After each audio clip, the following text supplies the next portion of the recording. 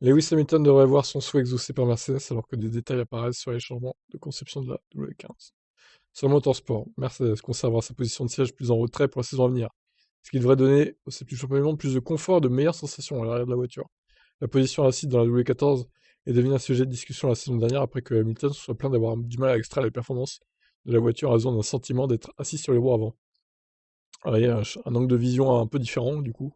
Il a été affirmé que la W15 n'aurait aucun lien de conception avec ses prédécesseurs. Les voitures défectueuses W13 et W14, un nouveau châssis, une nouvelle suspension avant et arrière, une nouvelle boîte de vitesse ainsi qu'un aérodynamisme et des pontons raffinés seraient parmi les changements les plus visuels du Challenger 2024. L'introduction attendue d'une boîte de vitesse plus petite ouvre la porte à une configuration plus adaptée à la génération actuelle de voitures à effet de sol, tandis que les ajustements de suspension devraient remédier aux faiblesses d'équilibre de poids à l'arrière.